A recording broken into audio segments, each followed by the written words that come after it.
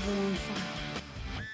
ಪ್ರತಿನಿತ್ಯವೂ ಕೂಡ bus rush ಆಗ್ತಾ ಇರೋದ್ರಿಂದ ಪುರುಷರಿಗೆ ಸೀಟ್ ಸಿಗ್ತಾ ಇಲ್ಲ. ಪುರುಷರಿಗೆ ಸೀಟನ್ನ ಮೀಸಲಿಡುವಂತೆ ಮೈಸೂರು ಸಾರಿಗೆಗೆ ಪತ್ರ ಬರೆದಿದ್ದಾರೆ.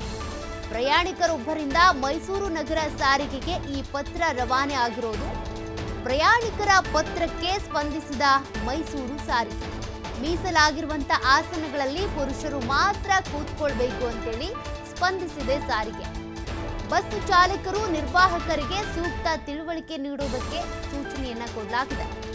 ನೋಡಿ, ಈಗ ಶಕ್ತಿ ಯೋಜನೆ ಇರೋದ್ರಿಂದ ಬಸ್ ಯಾವಾಗಲೂ ರಶ್ ಆಗಿರುತ್ತೆ. ಮಹಿಳೆಯರೇ ಹೆಚ್ಚಾಗಿ ತುಂಬಿಕೊಂಡಿರ್ತಾರೆ. ಇನ್ನು ಸೀಟ್ ರಿಸರ್ವೇಶನ್ ಅಂತ ಬಂದಾಗಲೂ ಕೂಡ ಮಹಿಳೆಯರೇ ಕೂತ್ಕೊಳ್ತಾರೆ. ಬಟ್ ಪುರುಷರಿಗೆ ಸೀಟ್ ಸಿಗ್ತಾ ಇರಲ್ಲ. ನಾವು ದುಡ್ಡು ಕೊಟ್ಟರು ಕೂಡ ಟಿಕೆಟ್ ತೆಗೆದುಕೊಂಡ್ರು ಕೂಡ ನಮ್ಗೆ ಸೀಟ್ ಇಲ್ವಲ್ಲ ಅನ್ನೋದು ಪುರುಷರ ಅಳಲಾಗಿದೆ. ಅದಕ್ಕೆ ಸಂಬಂಧಪಟ್ಟಂತೆ ಈಗ ನಗರ ಸಾರಿಗೆಯ ಎಲ್ಲಾ ಘಟಕದ ವ್ಯವಸ್ಥಾಪಕರಿಗೂ ಕೂಡ ಸೂಚನೆ ಕೊಡಲಾಗಿದೆ. ಆಸಕ್ತರಿಗೆ ಅಂದ್ರೆ ಅಶಕ್ತರಿಗೆ ಯಾರಿಗೆ ಶಕ್ತಿ ಇರಲ್ವೋ ಕೂತ್ಕೊಳ್ಳೋದಕ್ಕೆ ಅಂಥವ್ರಿಗೆ ಮೊದಲ ಆದ್ಯತೆ ನೀಡೋದಕ್ಕೆ ಅಂತ ಸೂಚನೆ ಕೊಡಲಾಗಿದೆ. ಪುರುಷರಲ್ಲೂ ಕೂಡ ಕೆಲವರಿಗೆ ವಯಸ್ಸಾಗಿರುತ್ತೆ, ಕೆಲವರು ನಿಲ್ಲೋದಕ್ಕಾಗಲ್ಲ, ಕೆಲವರು ಅಂಗವಿಕಲರಿರ್ತಾರೆ. ಅಂಥ ಅಂಗವಿಕಲರಿಗೆ ಅಂತ ಸೀಟ್ಗಳ ರಿಸರ್ವೇಶನ್ ಇರುತ್ತೆ. ಬಟ್ ಹಾಗಿದ್ರೂ ಕೂಡ ಅಲ್ಲೂ ಮಹಿಳೆಯರು ಕೂತ್ಕೊಂಡ್ರೆ ಏನು ಮಾಡೋದು? ಎಬ್ಸೋದಕ್ಕಾಗಲ್ವೇ? ಗಲಾಟೆಗಳಾಗುತ್ತೆ, ಜಗಳಗಳಾಗುತ್ತೆ.